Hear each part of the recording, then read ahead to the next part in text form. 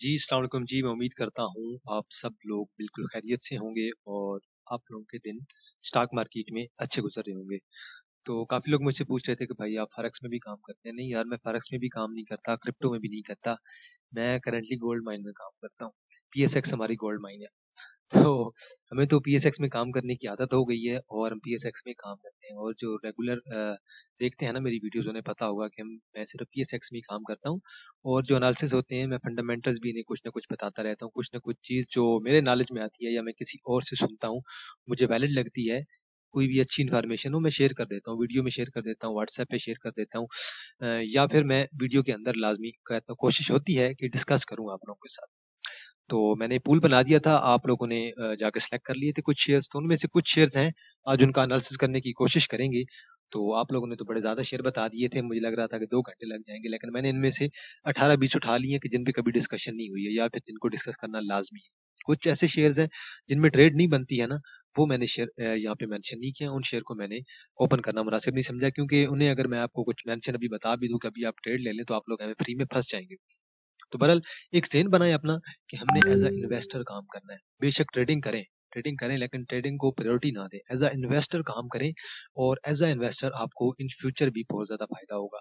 तो आज आज तक हिस्ट्री में ना जो भी बंदा ऊपर गया है ना, वो ट्रेडिंग से कभी भी नहीं गया। ये बात आप लोगों ने लाज़मी ज़हन में रखनी है। जो बंदा भी ऊपर गया है स्टॉक मार्केट में, वो सिर्फ़ और सिर्फ़ एक ही वजह से है, वो है इन्वेस्टर। Investment mind. आप लोगों ने अपना इन्वेस्टमेंट का माइंड बनाना है कि हम इन्वेस्टमेंट करनी है तो किसी अच्छी कंपनी में करनी है। ऐਵੇਂ नहीं कोई उठा दी बंदा किसी ने भी कंपनी और उसमें जाके इन्वेस्टमेंट कर दी।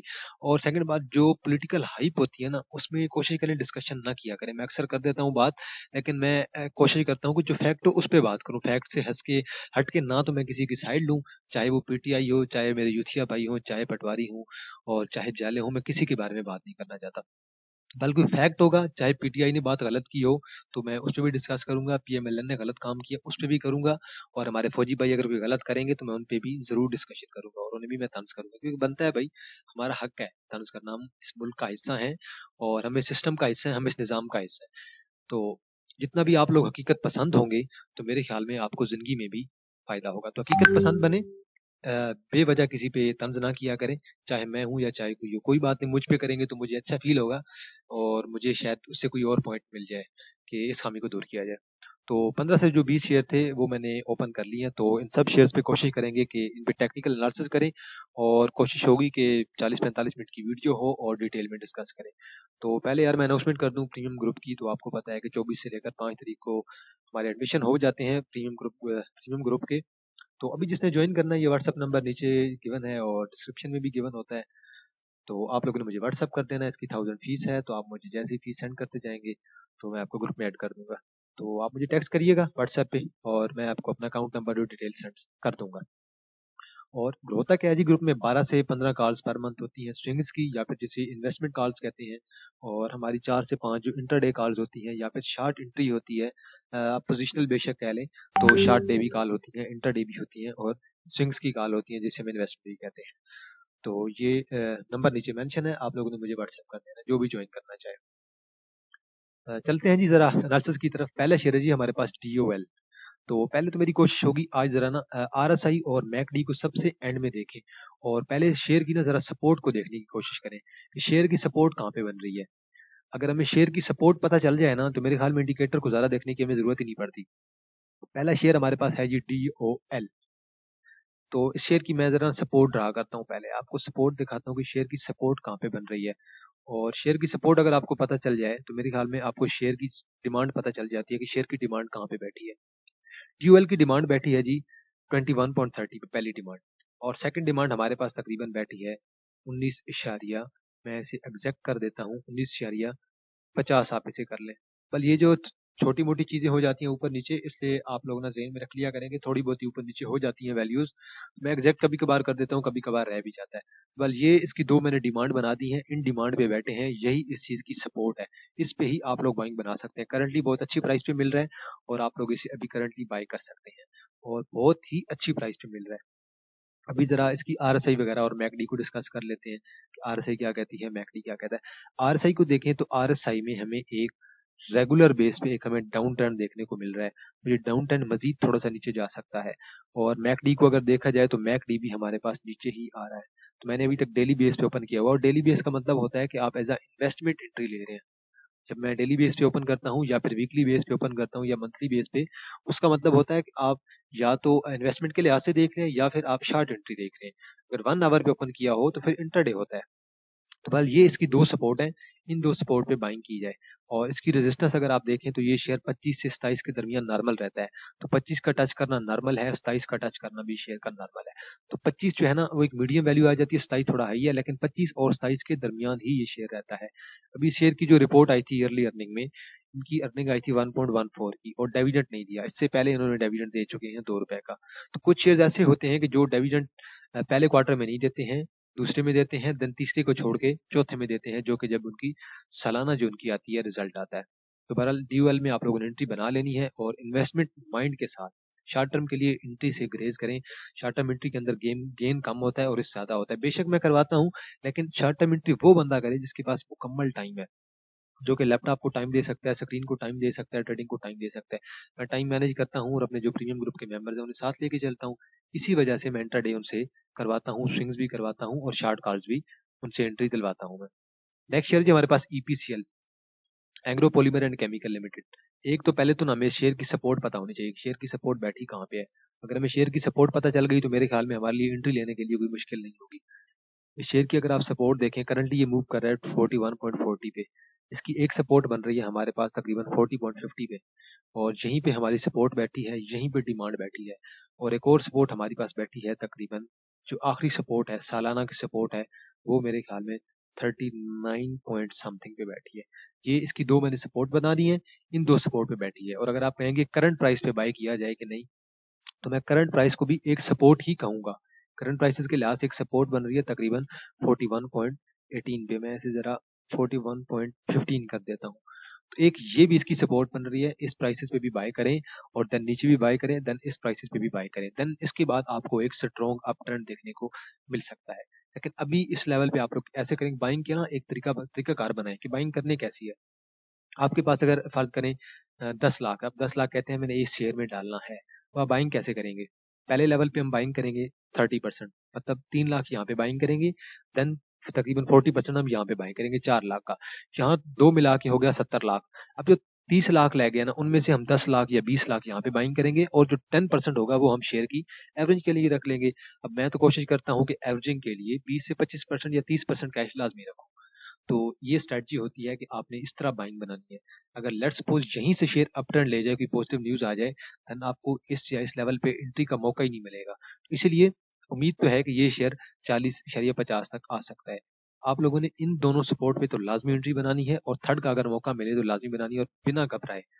डिविडेंड इनका आया था ₹2.5 का, ईपीएस इनकी आई थी तकरीबन ₹5.5 की, और ₹5.5 में से ₹2.5 हमें दे दिया, मतलब आधा।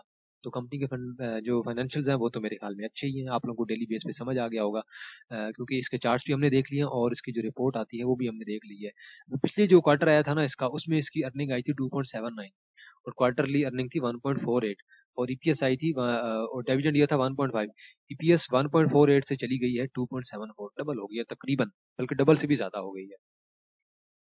नेक्स्ट शेयर जी हमारे पास CEPB, century paper and boards mill limited. Company की ईपीएस देखें जरा कितनी आई है, 0.75। इससे पहले ईपीएस कितनी थी, माइनस में आई थी, लेकिन ईयरली अर्निंग 2.25 है। अभी इसका ये साल अभी स्टार्ट हुआ है ना, अभी 0.75 हो गई है। तो इस शेयर की पहले आप सपोर्ट देखें, शेयर की सपोर्ट कहाँ पे बैठी है। आपको सपोर्ट पता हो शेयर की तो मेरे ख्याल में एंट्री लेना आसान होता है बहुत बंदे के लिए। ये जो करंट करंट रेंज है ना, ये वाली, ये इस सपोर्ट को तकरीबन, इसकी एक सपोर्ट यहाँ पे बन रही थी, ये सपोर्ट अब ब्रेक हो गई है। अब ये सपोर्ट ब्रेक हो गई है, इसलिए मैं इसे सपोर्ट कंसीडर नहीं कर रहा, ये अब रेजिस्टेंस बन जाएगी। अब हमारे पास एक सपोर्ट बनती है तकरीबन 23.95 पे, और एक लास्ट सपोर्ट हमारे पास बनेगी तकरीबन 22.70 पे। मैं ऐसे 22.75 कर रहा हूँ। तो बहरहाल सपोर्ट और रेजिस्टेंस एक जोन होता है हमारे पास, एक प्रॉपर जगह नहीं होती कि हम प्रॉपर कह दें कि भाई ये जो 23 का लेवल है यही हमारे पास सपोर्ट है, ये नहीं हो सकता। सपोर्ट एक जोन होता है, तो जोन में बाइंग बनाई जाती है।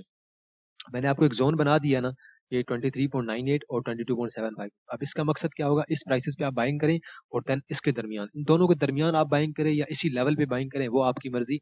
लेकिन सपोर्ट जो जोन है ना, वो बन गया अब आपका सपोर्ट जोन, मैंने आपको बना दिया है। अब आप जरा शेयर की देखें, देखिए आरएसआई को, आरएसआई डाउनवर्ड आ रही है और जो एक अप ट्रेंड था शेयर का वो खत्म हुआ है, और मैकडी भी इसकी अभी थोड़ा सा डाउन ट्रेंड शो कर रही है। अब आरएसआई का एक कॉन्सेप्ट आ जाता है कि आरएसआई कहाँ से ऊपर की तरफ जा सकती है। आरएसआई इस लेवल से ऊपर की तरफ जा सकती है। इस लेवल को अगर आप गौर से देखें तो आरएसआई अभी पहुंची है हमारे पास तकरीबन 40 पे, और आरएसआई को कहां तक आना है, आरएसआई को 22 तक आना है। आरएसआई 22 तक आएगी तो मेरे ख्याल में ये शेयर आपका 22.50 टू 22.75 तक तो पहुंच ही जाएगा। 22 से 23 के दरमियान ये शेयर आपका आ जाएगा, तो देन मेरे ख्याल में आप लोग शेयर के अंदर एंट्री भी बना लीजिएगा। नेक्स्ट शेयर है जी हमारे पास एवीएन, एवेंसियोन लिमिटेड। कंपनी बहुत अच्छी है, और कंपनी अगर आप ईपीएस देखें, 3 रुपए की ईयरली अर्निंग है, अर्निंग थोड़ी सी कम है, और 3.29 की अर्निंग है, देन हमारे पास 2 की अर्निंग है। तो इसने पहले एक बोनस शेयर भी दिया था, तो ये जो हमारे पास एक गैप पड़ रहा था, ये गैप अभी तक क्लियर नहीं हुआ है। गैप क्या होता है, ये जो गैप पड़ता है ना हमारे पास, ये गैप क्लियर होना होता है, चाहे ऊपर की तरफ पड़े चाहे नीचे की तरफ पड़े, लेकिन हमारी मार्केट में इस गैप को कवर होने में काफी टाइम लग जाता है। अब इस शेयर की जरा सपोर्ट देखें, शेयर ने सपोर्ट कहाँ तक बनाई है। इस शेयर ने एक पहले सपोर्ट बनाई थी हमारे पास तकरीबन 41 पे, एक सपोर्ट बनाई थी, बहुत स्ट्रॉन्ग सपोर्ट बनाई थी। देन इस शेयर ने एक सपोर्ट बनाई थी हमारे पास 46 पे, और एक्सपेक्टेड सपोर्ट इसकी है 46। एक्सपेक्टेड सपोर्ट अगर 46 को ब्रेक करेगा देन आएगा 41 का। तो फर्स्ट बाइंग आपकी 40% होगी 46 पे, और देन आपकी जो होगी 40% मजीद बाइंग होगी, वो होगी 40 से 41 पे। और देन अगर मजीद नीचे आएगा तो आप लोगों ने होल्ड करना है, और एवरेजिंग के लिए जो मैंने आपको बताया है कि 20 से 25% आप लोगों ने रख लेना है, और मजीद नीचे आएगा तो एवरेज कर लेंगे। और अभी एक हमारे पास स्ट्रॉन्ग जो कैंडल पड़ी है, ग्रीन कैंडल, क्योंकि लोग एक्सपेक्ट कर रहे थे कि मे बी डिविडेंड आ जाए, लेकिन डिविडेंड कोई नहीं आया। क्वार्टरली अर्निंग इनकी थोड़ी कम आई है 0.17, और ये थर्ड क्वार्टर इनका फोर्थ क्वार्टर रहता है। तो एक्सपेक्टेड 46, देन एक्सपेक्टेड क्या है जी इसका 40। अब जरा इसे देख लेते हैं कि आरएसआई नीचे की तरफ आ रही है, मैकडी नीचे की तरफ आ रही है, और अब इसकी मैं जरा देखना चाह रहा था इसे 1 आवर पे, कि 1 आवर पे ये शेयर हमें क्या कहता है। तो 1 आवर पे ये शेयर हमारे पास अभी बीरिश है। 1 आवर पे 41 48 पे जा सकता है, देन 47 पे, 48 पे जाएगा, देन 47.50, और मजीद नीचे भी जा सकता है। पर मैंने जो आपको सपोर्ट बता दी है, एग्जैक्ट शेयर उन्हीं सपोर्ट की तरफ आने की कोशिश कर रहा है। तो जैसे ही सपोर्ट के करीब आए आप लोग एंट्री बना सकते हैं। 46 एंड देन 41, इन दोनों के दरमियान एक्यूमुलेट करें और चुप करके होल्ड करते जाए। नेक्स्ट है जी हमारे पास जीजीएल, हनी ग्लोबल गिलास लिमिटेड। अब देखिए, मैं एक अक्सर आप लोगों से एक चीज डिस्कस करता रहता हूँ कि आरएसआई जब भी ऐसा टॉप बनाती है, double top, RSI double top बनाए जब भी, उसके बाद हमें स्ट्रॉन्ग डाउन ट्रेंड देखने को मिल सकता है। अब एक छोटी सी डाइवर्जेंस है इसके अंदर, मैं छोटी सी डाइवर्जेंस आप लोगों को दिखाना चाह रहा हूँ। आप लोग डाइवर्जेंस को जरा गौर कीजिएगा। अगर आप इस सर्कल के अंदर देखें, मैं अभी सर्कल ड्रा करता हूँ, इस सर्कल के अंदर आप प्राइसेस को देखें तो प्राइसेस ऊपर की तरफ गई हैं, जबकि आरएसआई एग्जैक्ट इक्वल है। इसका मतलब क्या है कि प्राइसेस जल्द ही गिरने वाली हैं, और आपको जल्द ही एक डाउन टर्न देखने को मिला है शेयर में। अब डाइवर्जेंस का कॉन्सेप्ट मैंने आपको बता दिया है। अब शेयर की सपोर्ट कहाँ पे बैठी है। शेयर की सपोर्ट होने से मुराद ये है कि हमें ये पता चल जाता है कि शेयर की डिमांड कहाँ पे है। फर्स्ट शेयर की डिमांड बैठती है 8.97 पे, और मेरे ख्याल में तो शेयर को बहुत ऊपर जाना चाहिए था, 11-12 तक जाना चाहिए था, 11 तक जाना चाहिए था, 12 तक जाना चाहिए था, लेकिन मार्केट अब हमारी थोड़ी डेंजरस हो गई है और शेयर ज़्यादा ऊपर नहीं गया। और कंपनी के फंडामेंटल्स ठीक है, कदरे बेहतर है, इतने बुरी भी नहीं है। 1 रुपए की इनकी सालाना अर्निंग आई है, और इससे पहले अगर देखें तो वो 0.86 की ईयरली अर्निंग थी। तो कंपनी के फंडामेंटल्स इतने बुरे नहीं है, मतलब ना होने से होना बेहतर है। ऐसे ना हो कि बिल्कुल नेगेटिव इनकी ईपीएस जा रही हो, बिल्कुल नेगेटिव ईपीएस नहीं जा रही, ईपीएस कदरे बेहतर है। अब इसकी एक सपोर्ट ये बन रही है, और देन एक और सपोर्ट हमारी जो सपोर्ट बनेगी, बिल्कुल छोटी सी सपोर्ट बनेगी, हल्की सी, इस लेवल पे बनेगी। देन मजीद अगर आप सपोर्ट बनाना चाहें तो इस लेवल पे बना सकते हैं। ये 3 लेवल हैं, इन 3 लेवल पे आप लोग थोड़ी थोड़ी बाइंग करेंगे, कैमुलेशन करेंगे 8.97 तक। इससे पहले अगर आप देखना चाहते हैं, इसका लो देखना चाहते हैं, तो यही लो है जो मैंने आपको ड्रा कर दी है। इससे पहले ये शेयर 17-18 पे भी मूव करता रहा है, और जब ये 17-18 पे मूव कर रहा था तब भी इसकी ईपीएस अर्निंग कम ही थी, 0.31, 0.50, 0.70, इतनी ईपीएस थी। अभी मैंने आपको सपोर्ट बता दी है, बाइंग लेवल मैंने आपको बता दी है, रेजिस्टेंस आपको एक समझ लगी है कि रेजिस्टेंस इसकी एक 10.71 की एक रेजिस्टेंस इसकी बन रही है। देन मजीद अगर आप ऊपर जाएंगे तो इसकी तकरीबन 11 और देन 11.5 की इसकी एक हमारे पास रेजिस्टेंस बन जाएगी। तो सपोर्ट पे आएगा, आप लोगों ने बाय कर लेना है, होल्ड कर लेना है, एवरेजिंग के लिए कैश रखना है। आरएसआई को देखें नीचे की तरफ आ रही है, मैकडी को भी देखें नीचे की तरफ आ रही है। नेक्स्ट शेयर जी हमारे पास PSO, Pakistan state oil. RSI ने यहाँ पे एक डबल टॉप बनाने की कोशिश की है इस लेवल पे, और प्राइसेस को अगर देखें, प्राइसेस ऊपर जा रही थी और आरएसआई एग्जैक्ट इक्वल थी। तो अब इसका मतलब ये है कि शेयर की प्राइसेस गिर सकती हैं। 2 रेड कैंडल पड़ गई हैं और आरएसआई ने एक डाउन टर्न लिया है, लेकिन मैकडी ने अभी तक मुकम्मल तौर पे एग्जिट कॉल जनरेट नहीं की है। अब इस शेयर की सपोर्ट कहाँ पे बैठी है? एक सपोर्ट इसकी एग्जैक्ट बैठी है 1.30 पे। मैं यहाँ पे एंट्री नहीं लेना चाहूंगा कभी भी। मैं एज अ इन्वेस्टर बात कर रहा हूँ, मैं यहाँ पे एंट्री नहीं लेना चाहूंगा बिल्कुल भी। मैं कहता हूँ कि मुझे अगर कहा भी जाए, कंफर्म भी हो जाए कि भाई ये शेयर ऊपर जाएगा ही जाएगा, मैं तब भी इसके अंदर शॉर्ट टर्म एंट्री नहीं लूंगा, क्योंकि मुझे थोड़ा सा लॉन्ग टर्म के लिए सोचना है। तो मैं इसकी जो सपोर्ट है ना वो आपको बना के देता जा रहा हूँ। तो 108 की इसकी एक स्ट्रॉन्गेस्ट सपोर्ट है। ये सपोर्ट तो 130 की ब्रेक होगी ही सही, और एक्सपेक्टेड कि 121 की भी ब्रेक हो जाए। 121 से नीचे आता जाएगा तो मेरे ख्याल में आप लोगों को इसके अंदर एंट्री लेनी चाहिए। और इसकी आखिरी सपोर्ट एक बन रही है 99 की, जो मुझे नहीं लगता कि ब्रेक हो। आरएसआई को देखें, थोड़ा सा डाउन ट्रेंड आया है। मैकडी अभी तक थोड़ी ऊपर ही है। मैकडी ने अभी तक हिस्टोग्राम ने एग्जिट कॉल जनरेट नहीं किया है, लेकिन करंटली मेरे ख्याल में एंट्री से थोड़ा ना ग्रेज किया जाए, क्योंकि एक तो मार्केट बहुत ज्यादा ऊपर है, और अभी एंट्री ना ही ले तो बेहतर है, क्योंकि मार्केट बहुत ऊपर है। अगर 2 अपर कैप लग जा सकते हैं तो 4 लोअर कैप भी लग सकते हैं। जिस दिन लोअर कैप लग गए तो फिर आप मेरे ख्याल में शेयर में फंस ही जाएंगे साल 2 के लिए। इससे बेहतर है अपनी कैश को फंसाने के लिए कोई अल्टरनेटिव ढूंढ लें, इसके बराबर की और शेयर देख लें। देखिए, जब आपके पास अल्टरनेटिव मौजूद है तो आप इतना ज्यादा रिस्क क्यों ले रहे हैं? इस शेयर के अंदर रिस्क कहाँ तक है? 121 तक गिर सकता है, और हाई अभी ये साल का बना रहा है। काफी लोग मुझे कहते हैं कि यार आपने हाई गलत बताया, ये तो और ऊपर चला गया है। अरे भाई, न्यूज आ जाती है, न्यूज की बेस पे मेरा कोई कंट्रोल नहीं होता है। न्यूज जब भी कंपनी के लिए अच्छी जा जाए, मुझे नहीं पता होता कि न्यूज कब अच्छी आएगी। न्यूज अच्छी आ जाए तो शेयर ने ऑटोमेटिकली ऊपर जाना होता है। अब ये देखिए, यहाँ पे इसकी अर्निंग डाउन गई थी, जहाँ पे इसकी अर्निंग देखें 19 रुपए की अर्निंग थी, और शेयर कहाँ पे गया था? 7.5 रुपए का डिविडेंड था, शेयर 108 पे चला गया था, 108.10 पे। अब उसके बाद अभी अर्निंग देखें कितनी आ गई, 51 रुपए की अर्निंग आ गई है। अब अचानक तकरीबन 15-18 से 51 रुपए की अर्निंग आ गई है। तो ये अर्निंग तो मुझे भी नहीं पता था कि उनकी अर्निंग इतनी अच्छी हो जाएगी, इतनी ज्यादा परफॉर्मेंस इंक्रीज हो जाएगी। चले, बंदा कहता है कि 19 है तो 25 हो जाएगी, 30 हो जाएगी। और क्वार्टरली अर्निंग इनका जो पिछला क्वार्टर था ना, उसकी रिपोर्ट देखें, -5.20, और इस दफा +51। तो -5 से +51, मेरे ख्याल में 56 रुपए की अर्निंग इनकी बन गई है, उस 5 को अगर आप ऐड करते हैं तो। वेल, रिपोर्ट इनकी बहुत अच्छी आई है, तो अब एक्सपेक्टेड है कि थोड़ा नीचे आए, देन एंट्री बनाइएगा। अब अगर आप कहते हैं कि अभी करंट सिचुएशन के अंदर शॉर्ट टर्म एंट्री का क्या किया जाए, तो देन आप वीकली चार्ट पे देख सकते हैं। वीकली चार्ट आपको सजेस्ट करेगा कि क्या किया जाए, और वीकली चार्ट तो सजेस्ट कर रहा है कि ये शेयर 1.50-60 तक जा सकता है, 50 तक आराम से जा सकता है, ये वीकली चार्ट सजेस्ट कर रहा है। और करंटली असल में रिस्क बहुत ज्यादा है, आरएसआई ऊपर की तरफ है, मैकडी ऊपर की तरफ है, लेकिन मैं तो अभी करंटली एंट्री नहीं लेना चाहूंगा शेयर के अंदर। नेक्स्ट है जी हमारे पास ASCL शहीद।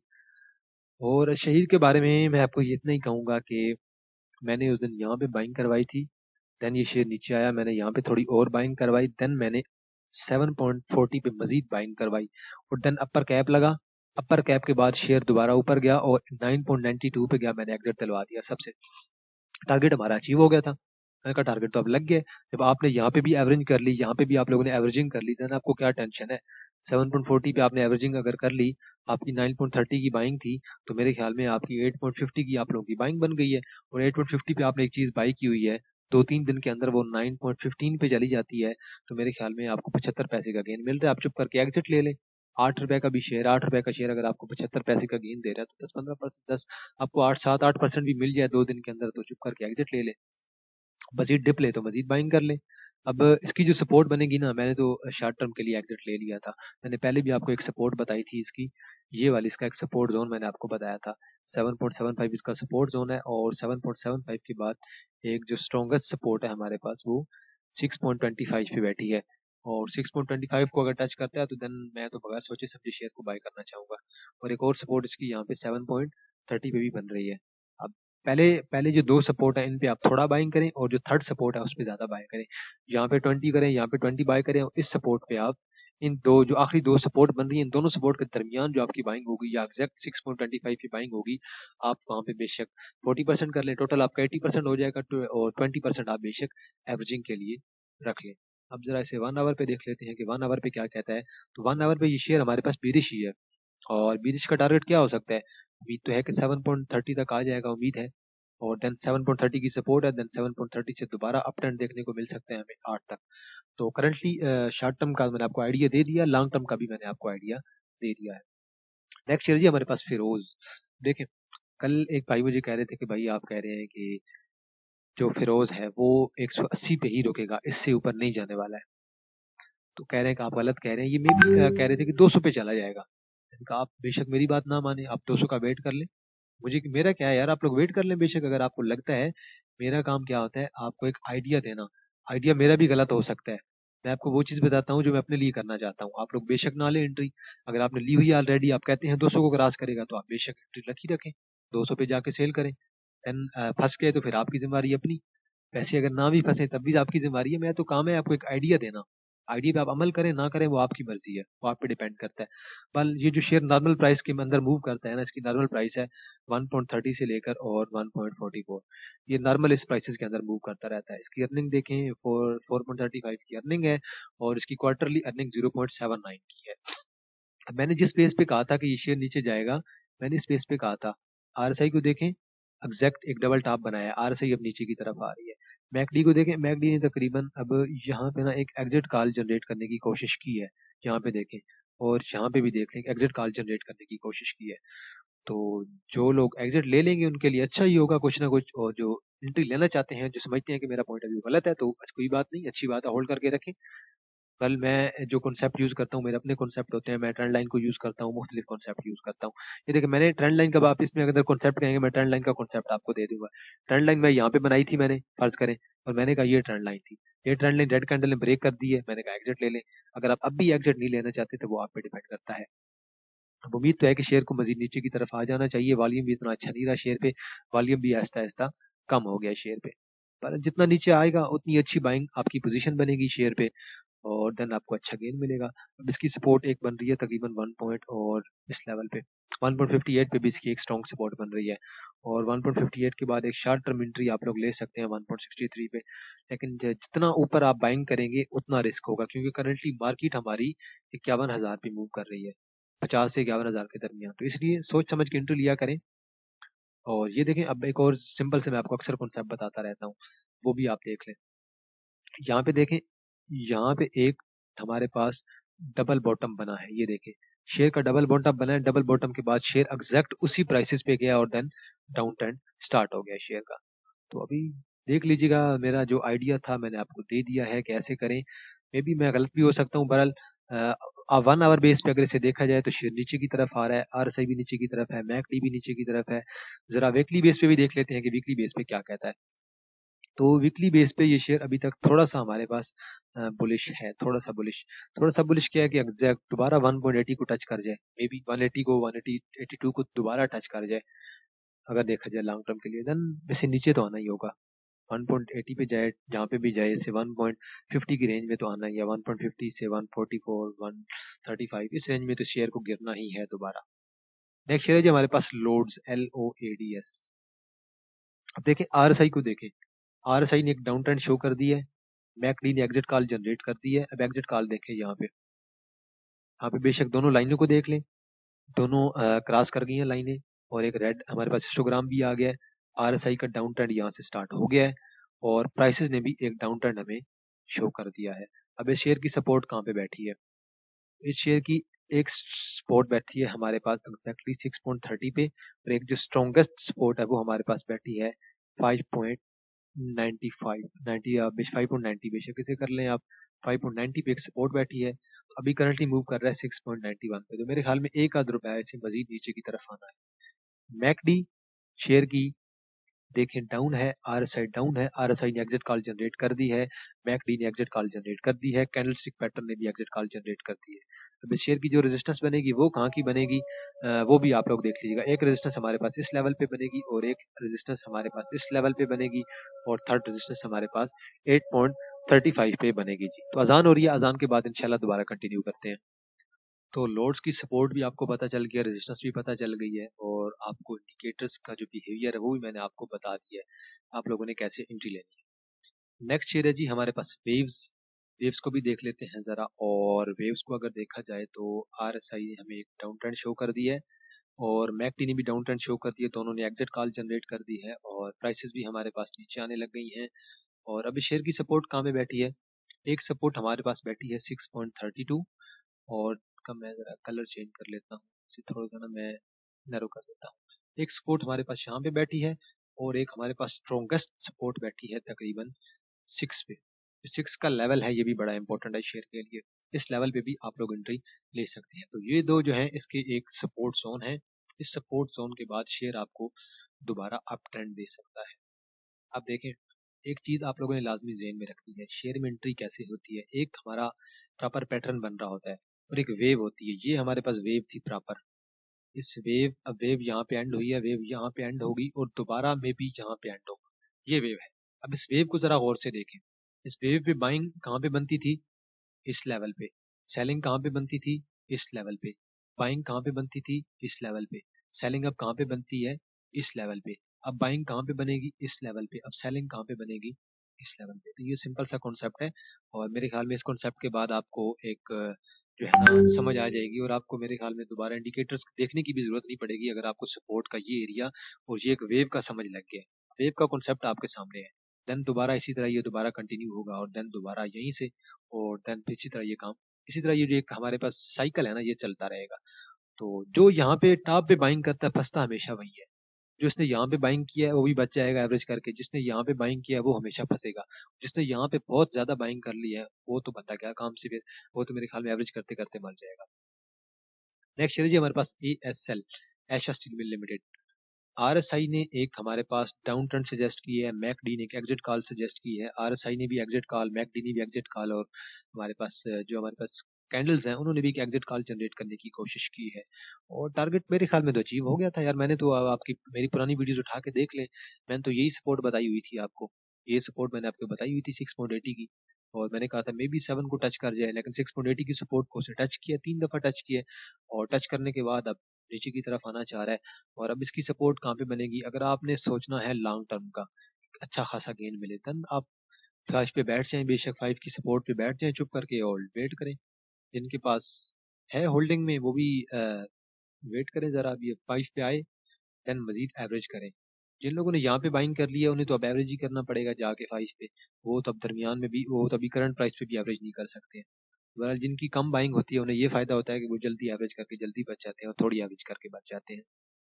बल ये इसका मेन सपोर्ट जोन है। इसके बाद इसका एक सपोर्ट जोन बन रहा है, इससे ऊपर अगर आप देखें 5.22 पे बन रहा है। और देन हमारे पास एक जो स्ट्रॉन्गेस्ट सपोर्ट है वो बन रही है 5.54 की। अब ये भी इसकी वेव बन रही है, वेव आप तो देख लें। वेव का ही सारा एक रोला चल रहा है, आपको बस यही चीज आपको समझानी थी। यहाँ पे ये देखें, अब ये यहाँ से अप ट्रेंड ले जाए मे बी और देन दोबारा यहाँ पे आ जाए, क्योंकि फिर देन छोटी सी वेव आ जाए, फिर ज्यादा बड़ी वेव आ जाए। यही चीज है, इसी तरह की वेव चलती रहती है। अभी आपको मैंने सपोर्ट भी बता दी है, रेजिस्टेंस भी बता दी है।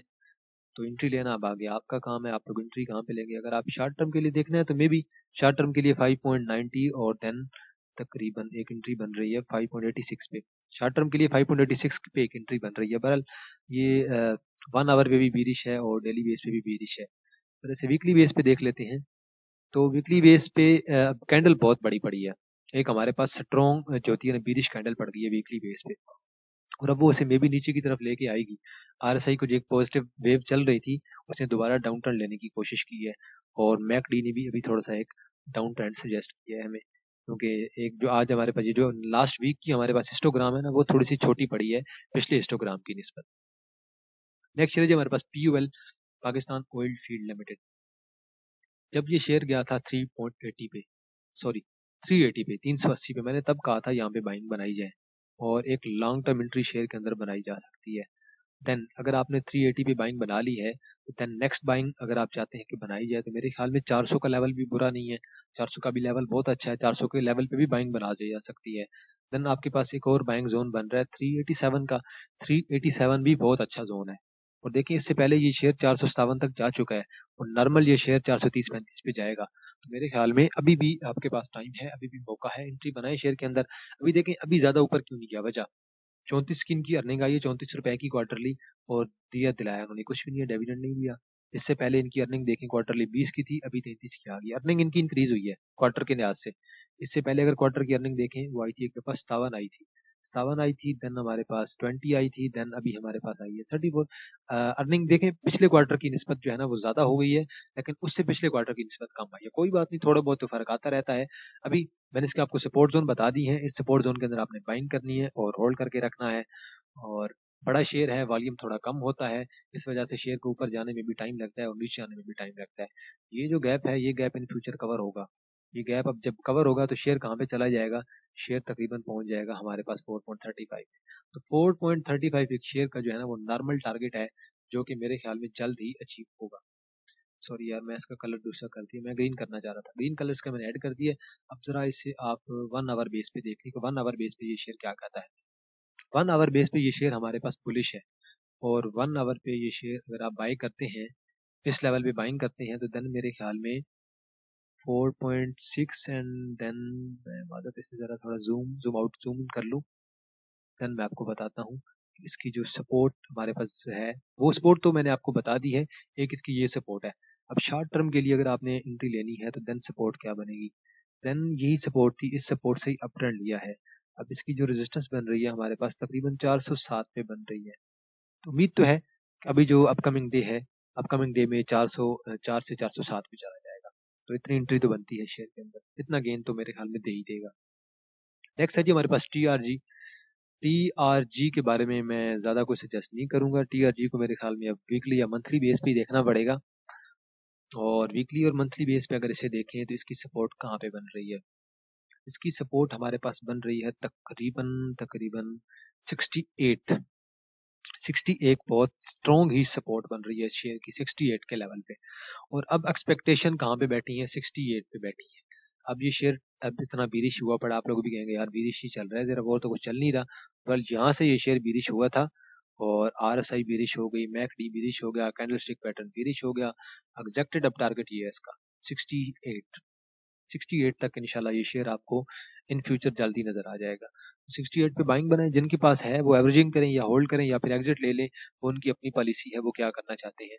और इससे अगर मजीद नीचे भी अगर जाता है तो देन सपोर्ट कहाँ बनेगी, देन एक सपोर्ट हमारे पास बनेगी बहुत ही, आप देखें सपोर्ट तकरीबन और तकरीबन 60 पे, 68 के बाद एक 60 पे इसकी सपोर्ट बन रही है। तो इन दो सपोर्ट पे बाइंग की जाए तो, और कंपनी के अगर फंडामेंटल्स कुछ अच्छे हो जाएं तो शायद कंपनी कुछ अच्छा परफॉर्म कर जाए। लेकिन कंपनी के फंडामेंटल ऐसे ही रहे हैं यार, कभी अच्छे तो ही कोई नहीं है। -23, -19 और -9 और 10 आ गई है, +10 +16, और यहाँ पे देखें -6.345 आ गई है, देन -2.45 आ गई है। 8 बिलियन का तो यहाँ पे इन्होंने लॉस कर दी है। तो कंपनी के फंडामेंटल जो है ना वो थोड़े से डिफरेंट है, इन्हें समझने में टाइम लगता है, और कभी इनका बहुत ज्यादा प्रॉफिट आ जाता है, कभी इनका बहुत ज्यादा नुकसान आ जाता है। तो उस लिहाज से भी थोड़ा मुश्किल है इन्हें समझना। अब पीछे देखें, इन्होंने डिविडेंड मेरे ख्याल में 4.5 रुपए का कभी दिया था, और तब उनकी अर्निंग आई थी, ईयरली अर्निंग 13.24 की आई थी, और डिविडेंड इन्होंने दिया था तकरीबन 5 रुपए का। तो अब मेरे ख्याल में एक स्ट्रॉन्ग डाउन ट्रेंड है, स्ट्रॉन्गली तौर पे बीरिश है, और मजीद शेयर को नीचे आना बाकी है। शॉर्ट टर्म एंट्री आप लोग खुद देख लीजिएगा, मैं शॉर्ट टर्म एंट्री इसलिए नहीं कह रहा क्योंकि रिस्क बहुत ज्यादा है शेयर के अंदर। देन हमारे पास एसएसजीसी है। अब कुछ लोग कहते हैं कि हम टेक्निकल्स पे बिलीव नहीं करते हैं, भाई ना करें टेक्निकल्स पे, मैं तो दोनों पे बिलीव करता हूँ, चाहे टेक्निकल्स हो चाहे फंडामेंटल्स हो, मैं दोनों को मानता हूँ क्योंकि मुझे पता है दोनों की इंपॉर्टेंस है। मैं कोई भी टेक्निकल्स में एंट्री में फंडामेंटल्स देखे बगैर नहीं लेता हूँ। मेरा जो कहने का मकसद था, मैं वो चीज़ आपको ये चीज़ दिखाना चाह रहा हूँ। यहाँ से देखें, यहाँ से लेकर यहाँ तक दोनों जो कैंडल है, एक कैंडल ये वाली एक कैंडल ये वाली, दोनों कैंडल का आप बेशक हाई देख लें, एग्जैक्टली सेम हाई पड़ा है। अगर टेक्निकल जितने ही फॉलो ना होते तो ऐसा हाई भी ना पड़ता, फिर तो टेक्निकल्स तो फॉलो हो रहे हैं तभी तो सेम हाई पड़ा है। दोनों ने एक टॉप बनाया, डबल टॉप, यही इसकी रेजिस्टेंस थी, इसी रेजिस्टेंस से शेयर नीचे की तरफ आएगा, और उसी रेजिस्टेंस से शेयर ने डाउन टर्न लिया है, और लगातार 4 आपके पास कैंडल पड़ गई हैं, 4 आपके पास लगातार जो रेड कैंडल पड़ गई है। अब ये शेयर बीरिश हो गया। आरएसआई को देखें नीचे की तरफ आ रही है, मैकडी को देखें, मैकडी ने एग्जिट कॉल जनरेट कर दी है। तो मेरे ख्याल में अब शेयर का वेट किया जाए, शेयर को नीचे आने दिया जाए। कहाँ तक आने दिया जाए, कम से कम इसकी एक जो आखिरी सपोर्ट मैं आपको बना के दे रहा हूँ 8.37 की इसकी आखिरी सपोर्ट है, 8.37 पे आने दिया जाए, या फिर इसे इस लेवल पे बाई किया जाए 8.77 78 या 80 आप लोग इसे कर लें। और देन अगर मजीद बाइंग बनानी है तो इस लेवल पे बाइंग बनाए 9 पे। तो 9 भी बहुत अच्छी सपोर्ट है। 9 से नीचे नीचे जो सपोर्ट है बहुत तगड़ी सपोर्ट है, और वहां से आपको एक स्ट्रॉन्ग अप ट्रेंड को भी देखने को मिल सकता है। कल अभी ये शेयर मेरे ख्याल में बीरिश है, और अभी शेयर के अंदर एंट्री ना ले। अगर आप शॉर्ट टर्म एंट्री लेना चाहते हैं तो देन तो यहाँ पे भी एक सपोर्ट बन रही है, देन आप यहाँ पे भी ले सकते हैं 9.95 पे, लेकिन मैं तो नहीं लेना चाहूंगा 9.95 पे एंट्री कम अज कम। आगे चलते हैं जी। देन है हमारे पास एफर्ट। एफर्ट की आप रिपोर्ट देखें तो बड़ी अच्छी रिपोर्ट आई थी इनकी। वैसे 12 रुपए का इनकी आई थी अर्निंग, आई थी अर्ली अर्निंग। 6 रुपए की इनकी क्वार्टरली अर्निंग है, और 6 में से 6 रुपए का इन्होंने डिविडेंड दे दिया। अब क्वार्टरली को छोड़ें, आप सॉरी ईयरली को आप छोड़ें, आप क्वार्टरली देखें तो क्वार्टरली के लिहाज से तो उन्होंने सारा डिविडेंड आप लोगों को ही दे दिया है, आप लोगों का कॉन्फिडेंस हासिल करने के लिए। और फिर अगर आप लोग देखें इनकी जो रिपोर्ट है, रिपोर्ट को देखें जरा। क्वार्टरली अर्निंग इनकी कितनी बनी है? 6 रुपए, जिनमें से 6 रुपए का डिविडेंड आ गया। 0.17 तो 17 पैसे का उन्होंने गेन खुद रखा है, अपने पास कंपनी को दिया है। 6 रुपए का आपको दे दिया है। देन अब देखें एक्स डेट इसकी देख लें जरा। एक्स डेट इसकी बन रही है जी 10/24 को इसकी एक्स डेट है, और एक्स डेट मेरे ख्याल में इसकी गुजर गई है अब तो। और एक्स डेट के बाद ही ये शेयर, ये डिविडेंड वाली डेट थी, डिविडेंड डेट वाले दिन ही ये नीचे ओपन हुआ है। 88 पे ओपन हुआ है 92 से। 92 पे था, और ओपन कहाँ पे हुआ है तकरीबन ये 87 पे। 87 88 पे जाके इसने क्लोजिंग दी है। अभी ये आ गया 86 पे, और दो हमारे पास एक ग्रीन कैंडल पड़ी है, और दो ग्रीन कैंडल का मतलब है कि मे बी ये थोड़ा और ऊपर की तरफ गेंद दे जाएगा। और ऊपर की तरफ गेंद कहाँ तक दे सकता है? मे बी 88 की तरफ जा सकता है, 87 की तरफ जा सकता है। शॉर्ट टर्म के अंदर इसके अंदर गेंद बाकी है, लेकिन अगर इसे डेली बेस पे देखा जाए तो मेरे ख्याल में अब इसे मजीद नीचे की तरफ आना है। और इसकी जो स्ट्रॉन्गेस्ट सपोर्ट है वो 80-82 की बन रही है, और 80-82 पे बहुत सारे बंदे बैठे हैं, बड़े इन्वेस्टर बैठे हुए हैं, और यही इसकी सपोर्ट है। 82.14 मैंने कर दिया है, यही इस शेयर की स्ट्रॉन्गेस्ट सपोर्ट है। इस शेयर पे आएगा तो बाइंग करें, देन मजीद नीचे आता है तो 78 पे बाइंग बना सकते हैं। 78 से 82 इसकी स्ट्रॉन्ग सपोर्ट जोन बन रहा है। इससे पहले अगर हिस्ट्री में देखें अभी तो ये 75 को भी टच कर चुका है। जिसने एंट्री लेनी थी 75 पे ली थी, मैंने 75 पे एंट्री दिलवाई थी, खुद भी ली थी और प्रीमियम ग्रुप वालों को भी दिलवाई थी, और हमने जाके 85 पे जाके कहीं रिपोर्ट वाले दिन ही हमने एग्जिट ले लिया था। नेक्स्ट शेयर जी हमारे पास एच कार। तो एच कार को जरा देखते हैं जी। और एच कार की अगर आप प्राइसेस को देखें तो यहाँ से प्राइसेस थोड़ी ऊपर जा रही हैं, और आरएसआई इक्वल है। It means that there is divergence. तो डाइवर्जेंस का इम्पैक्ट क्या है? शेयर प्राइसेस फॉल हो गई हैं। तो प्राइसेस फॉल हो गई है अब टेक्निकली, तो मैं टेक्निकल्स पे बिलीव करता हूँ, तो इसलिए मैं टेक्निकली बात करता हूँ, लेकिन ये नहीं कि मैं फंडामेंटल्स को नहीं मानता। फंडामेंटल को मैं स्ट्रांगली मानता हूँ, टेक्निकल से ज्यादा इंपॉर्टेंस मैं देता हूँ फंडामेंटल्स को, लेकिन मैं उसी शेयर के अंदर एंट्री लूंगा टेक्निकल्स की बेस पे जिसके फंडामेंटल्स अच्छे हों। एच कार की अर्निंग देखें 1.02 की अर्निंग है, और यहाँ पे अर्निंग कितनी थी? 1.82 की अर्निंग माइनस 5.77। यार अर्निंग के लिहाज से तो शेयर कुछ भी नहीं है, शेयर बहुत ज्यादा ऊपर चढ़ा हुआ है, बहुत ज्यादा ओवर बहुत है शेयर। आरएसआई को देखें, आरएसआई ने कहाँ से डाउन टर्न लिया? 86 से आई है नीचे, और अभी आ गया 62 पे। अभी एंट्री नहीं बनती है शेयर के अंदर, और शेयर की एक सपोर्ट हमारे पास बैठी है 155 पे। और ये जो गैप है ना, ये गैप कवर होता है, हर मार्केट में ये गैप कवर होता है। पीएसएक्स में थोड़ा लेट हो जाता होगा, लेकिन होना जरूर है। एक सपोर्ट इस लेवल पे बैठी है हमारे पास, ये इसकी फर्स्ट सपोर्ट है। देन हमारे पास एक स्ट्रॉन्गेस्ट सपोर्ट इस लेवल पे बन रही है 121। देन एक सपोर्ट हमारे पास बन रही है 100 पे। तो मेरे ख्याल में अभी वेट किया जाए सपोर्ट का, और करंटली ऐसे शेयर के अंदर एंट्री ना ली जाए। और एक और बात लाजमी ज़हन में रखें कि पाक सुजुकी वाले जब छोड़ के जा रहे हैं पाकिस्तान को, तो उसका इम्पैक्ट क्या आएगा मार्केट पे? उसका इम्पैक्ट ये आएगा कि जो हमारे पास बाकी जो हमारे पास कंपनीज हैं उनकी जो डिमांड है वो बढ़ेगी, उनकी सेल बढ़ेगी, और जो हमारे पास पाक सुजुकी में थे वो पाक सुजुकी को छोड़ के बाकी जो कंपनियां हैं उनकी तरफ जाएंगे। तो जैसे ही वो दूसरी कंपनियों में एंट्री लेंगे तो लाजमी बात है फिर थोड़ी सी दूसरी कंपनियों की डिमांड बढ़ जाएगी। जिसने लिया हुआ था पाक सुजुकी में वो उसे लीव करेगा, तो देन अपनी नेक्स्ट एंट्री किसी और कार के सेक्टर में बनाएगा, किसी और ऑटोमोबाइल के सेक्टर में। तो इसीलिए आजकल ऑटोमोबाइल का जो सेक्टर है वो अप ट्रेंड में जा रहा है। बहरहाल अभी इसे डाउन टर्न में आ जाना चाहिए। आरएसआई को देखें, नीचे की तरफ आ रही है, मैकडी नीचे की तरफ आ रही है, और एक स्ट्रॉन्ग हमारे पास बीरिश कैंडल पड़ी है तकरीबन 183 से कहीं पड़ी है, और 158 पे। अब आप लोग मुझे कह रहे थे कि क्यों आप लोग एंट्री नहीं दिलवा ले? मैंने प्रीमियम ग्रुप में जो है ना हमारा पिछला दिन है, एक आध शेयर में एंट्री दिलवाई है, ज्यादा शेयर में एंट्री ही नहीं दिलवाई, क्योंकि हमें पता चल जाता है कि भाई मार्केट आज थोड़ी डेंजरस है। मार्केट जब 51,000 के बिल्कुल सपोर्ट पे है, और मार्केट सपोर्ट से थोड़ा नीचे आती है फिर सपोर्ट पे चली जाती है, इसका मतलब क्या है कि मार्केट सपोर्ट को ब्रेक करना चाह रही है। और मार्केट या तो किसी न्यूज़ के इंतजार में है। अगर मार्केट को न्यूज़ मिलती है तो मार्केट 52,000 क्या 53,000 की तरफ जाएगी।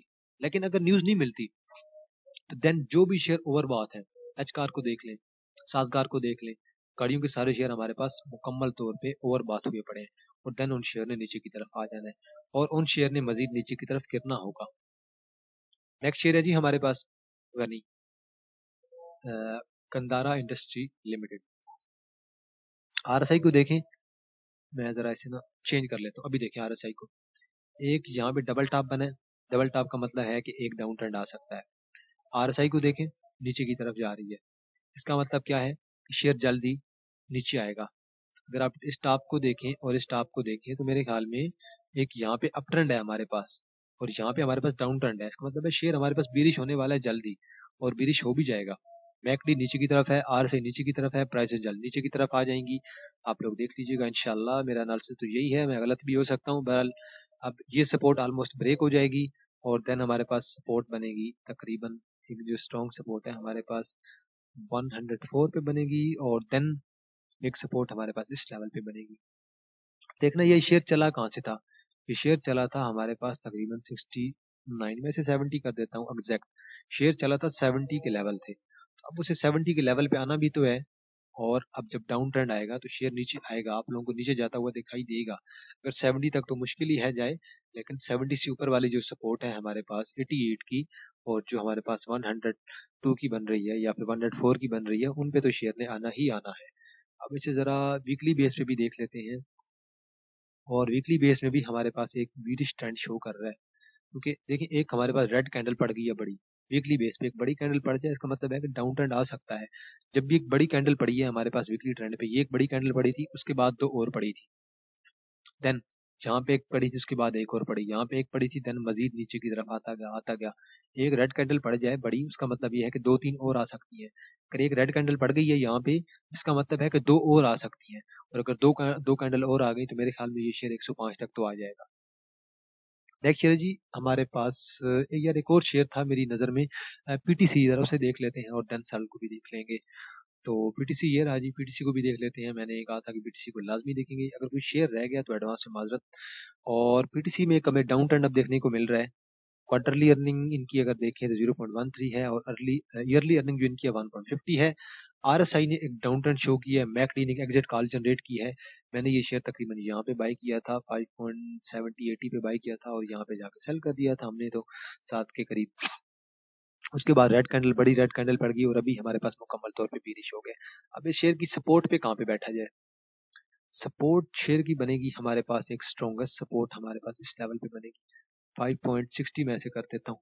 5.60 के लेवल पे इसकी एक सपोर्ट है, 5.60 पे आप लोग बाइंग करेंगे और अगर इससे पहले आप लोग कहते हैं कि इससे पहले भी एंट्री बनाना चाहते हैं तो देन आप 5.98 या 5.60 पे बाइंग बना सकते हैं। इससे पहले इसकी सपोर्ट यही बन रही है और अगर डिप ले जाता है, लेट्स सपोज किसी दिन मार्केट 1000-1200 पॉइंट ले डाउन कर जाती है, देन मे बी 5.40 5.30 की तरफ भी चला जाए। तो बहरहाल अभी शेयर का डाउन ट्रेंड है और स्ट्रॉन्ग डाउन ट्रेंड है। अगर आप देख ले 1 आवर बेस पे भी आरएसआई डाउन है, मैकडी डाउन है और प्राइसेस आपकी डाउन ही है, तो एक्सपेक्टेड है कि शेयर मजीद नीचे की तरफ आ जाएगा। देन हमारे पास है जी सर्ल। अब सर्ल के बारे में क्या किया जाए। एक तो सर्ल में आरएसआई ने एक इक्वली बनाया है, डबल टॉप बनाने की कोशिश की है और प्राइसेस जो है वो ऊपर जा रही हैं, जबकि मैकडी आरएसआई ने एक डबल टॉप बनाया है और अर्निंग इनकी बहुत ही जीरो लेवल की अर्निंग है, कुछ भी नहीं है। 0.31 की इनकी अर्निंग है और 40 रुपए के शेयर मूव कर रहा है। अब देखें, पहले इसे देखते हैं शॉर्ट टर्म के लिए, देन आपको मैं इसके लिए एक लॉन्ग टर्म के लिए बताऊंगा लॉन्ग टर्म के लिए आप क्या करें। अब इसकी जो एक स्ट्रॉन्ग सपोर्ट है ना, वो हमारे पास कहाँ पे है। स्ट्रॉन्ग सपोर्ट ये देखो, उस दिन भी शेयर तकरीबन 37.83 तक गया है डेली में। 37.83 पे तो एंट्री बनती चाहिए थी मेरे ख्याल में। अब इसकी सपोर्ट एक बन रही है हमारे पास तकरीबन 36, आप इसे 37 कर लें। इसकी 37 पे एक सपोर्ट बन रही है और 37 के बाद इसकी जो सपोर्ट बनेगी हमारे पास तकरीबन 35 कर लें इसे आप, 35 की इसकी सपोर्ट बनेगी। तो 37 और 35 ये दो लेवल है बाइंग के। अब ये मैंने आपको बता दिया बाइंग लेवल। अब रेजिस्टेंस इसकी कहाँ पे होगी। इसकी पहली रेजिस्टेंस बन रही है हमारे पास 41.5 की, देन इसकी रेजिस्टेंस बन रही है तकरीबन 44-45 के दरमियान। तो मे बी मैं इन फ्यूचर में शेयर को देख रहा हूँ, ये शेयर 45 से लेकर 48 के दरमियान जा सकता है। जरा इसे वीकली बेस पे देखते हैं और मंथली बेस पे देखें कि मंथली बेस और वीकली बेस पे इसका टारगेट क्या हो सकता है। वीकली बेस और मंथली बेस दोनों पे ये शेयर हमारे पास बेरिश है, और इसकी जो हमारे पास रेजिस्टेंस बनेगी वो मेरे ख्याल में 50 तक की हो सकती है। मैं इसे 49 कर देता हूँ। तो मे बी इन फ्यूचर 2-3 महीनों के अंदर अंदर ये 49 तक चला जाएगा। अब इसे ना जरा हम कोशिश करेंगे कि मंथली बेस पे भी देख लें। मंथली बेस पे भी ये शेयर हमारे पास बेरिश ही है, बुलिश है सॉरी। मंथली बेस पे देखें जरा आप इसे, और से देखें। आरएसआई यहाँ से अप ट्रेंड लेने की कोशिश कर रही है। मैकडी ने एक एंट्री जनरेट कर दी है कि यहाँ से आप इन्वेस्टमेंट के लिए एंट्री ले सकते हैं लॉन्ग टर्म के लिए। आरएसआई भी कह रही है, मैकडी भी कह रही है, और वॉल्यूम भी हमें यही सजेस्ट कर रहा है। और अब जरा कैंडल पैटर्न को भी देख लें। कैंडल पैटर्न के अभी तक की जो हमारी जो कैंडल है वो महीने की ग्रीन पड़ी है, और एक ग्रीन कैंडल के बाद मैं इसे वैसे 45 से 48 के दरमियान देख रहा हूँ, और उम्मीद है कि ये शेयर 48 तक चला जाएगा। अगर 34, 35, 36, 37 के दरमियान आप लोगों को एंट्री मिलती है तो मेरे ख्याल में बगैर सोचे समझे एंट्री ले लेनी चाहिए, और स्टॉप लॉस आप बेशक अपना 30 का जो है ना वो प्लेस कर सकते हैं। तो माजरत यार, अगर किसी का कोई शेयर रह गया है तो मेरी नज़र में जो शेयर थे मैंने उन पे एनालिसिस कर दिया, और जो आपके कमेंट थे अगर उन्हें रिप्लाई मैं नहीं कर पाता, ऐसे तो कोशिश होती है मैं रिप्लाई करूं, लेकिन क्या है कि बहुत ज़्यादा कमेंट होते हैं तो रिप्लाई बंदा नहीं कर पाता। लेकिन कोई बात नहीं, मैं आपकी जो बात होती है, आपका जो शेयर होता है वो मुझ तक पहुंच जाता है। तो सबसे इम्पोर्टेंट ये चीज़ है कि आपकी बात मेरे तक पहुंच जानी चाहिए, वो मैं रीड कर लेता हूँ। तो एंड पे दोबारा अनाउंसमेंट करता चलूँ यार, प्रीमियम ग्रुप की आपको पता है कि प्रीमियम ग्रुप के एडमिशन चल रहे हैं, और हर महीने की 24 से लेकर 5 तारीख तक एडमिशन ओपन हो जाते हैं। और प्रीमियम प्लस इंटरडे हमारा ग्रुप है। Premium intraday plus swings group है। इसके अंदर स्विंग्स की कॉल भी होती है फॉर इन्वेस्टमेंट, और इंटरडे कॉल भी होती हैं, और शॉर्ट टर्म कॉल भी होती है हमारी, जिसे पोजिशनल ट्रेडिंग कहते हैं। कोई पोजीशन बनती है तो हम ट्रेड लेते हैं। तो बहरहाल 12 से 15 मंथ की कॉल होती है हमारे पास स्विंग्स की, और हमारे पास डेली की 4 से 5 इंटरडे कॉल्स होती हैं, या फिर जिसे शॉर्ट कॉल कह लें वो होती है। इसकी जो फीस है हमारी पास 1000 सिर्फ फीस है, और ये मेरा व्हाट्सअप नंबर गिवन है। आप उन लोग मुझे व्हाट्सअप पे टेक्स्ट कर दीजिएगा, मैं आपको अपना नंबर सेंड कर दूंगा, अकाउंट नंबर, और आप लोगों ने मुझे पेमेंट जैसी सेंड करके स्क्रीनशॉट भेजेंगे, मैं आपको ग्रुप में ऐड कर दूंगा। तो 5 तारीख के बाद काइंडली कोई मुझे ना कहे कि यार ग्रुप में ऐड कर दें, माजरत यार, फीस की थोड़ा इशू होता है, फीस कलेक्शन करनी होती है, और देन फिर उनके साथ काम करना, कॉल्स बनाना, उनके लिए स्ट्रेटजी जनरेट करना, तो वो चीज़ मुश्किल होती है। तो अगर कोई ज्वाइन करना चाहता है तो काइंडली 5 से पहले पहले जनरेट कर ले। अगर कोई 5 से बाद ज्वाइन करेगा तो मैं उससे जो फीस है ना वो मैं मंथली ही लूंगा। अगर कोई दरमियान में आएगा 15 तारीख को कि भाई हमसे अभी फीस लें और 15 तक चलेंगे, नहीं यार माजरत, मुझे थोड़ी अपनी टाइमिंग मैनेज करनी होती है, मैं खुद भी स्टूडेंट हूँ। तो काइंडली थोड़ा सा आप भी कोऑपरेट किया करें, तो थोड़ा सा मैं भी आपके साथ करूंगा इंशाल्लाह। तो एंड पे यही आपको राय है मेरी कि आपका अपना पैसा है, सोच समझ के इस्तेमाल किया करें। ये ना देखा करें कि उस शेयर पे आज वॉल्यूम बढ़ गया, मैं भी उसके अंदर वॉल्यूम डाल देता हूँ। भाई वॉल्यूम पड़ रहा होता है तो इसका मतलब ये नहीं है कि लोग इंटर ले रहे हैं, इसका मतलब ये भी हो सकता है कि लोग एग्जिट ले रहे हैं। और यहाँ पे जो लोग एग्जिट ले रहे हैं उनसे मुराद ये है कि बड़े लोग, जो कि बड़े इन्वेस्टर हैं, बड़े लोग अगर इन्वेस्टमेंट एग्जिट करते हैं शेयर से, एज ए इन्वेस्टर अगर एग्जिट करते हैं, तो जो हमारे पास छोटे लोग होते हैं, जो कि हमारे पास कंज्यूमर होते हैं, जो कि हमारे पास लोकल इन्वेस्टर है, वो एंट्री ले रहे होते हैं, और लोकल इन्वेस्टर ही हमेशा नुकसान में रहता है। तो लोकल इन्वेस्टर को भी एक साइकोलॉजी देखनी होगी कि कहाँ पे एंट्री लेनी है, कहाँ पे एग्जिट लेना है। जब तक आपको सपोर्ट और रेजिस्टेंस नहीं पता, आप लोग कुछ भी नहीं कर सकते हैं ट्रेडिंग में। अगर आपको सपोर्ट और रेजिस्टेंस नहीं पता तो साल की सपोर्ट देखें, और एज ए इन्वेस्टर काम करने लग जाएं, और ट्रेडिंग को छोड़ दें। तो मेरी आपको यही राय है। तो आज के लिए इतना है जी, इंशाल्लाह आप लोगों के साथ दोबारा मुलाकात होगी एक नई वीडियो के साथ। तब तक आप लोग अपना ख्याल रखिएगा। अल्लाह हाफिज।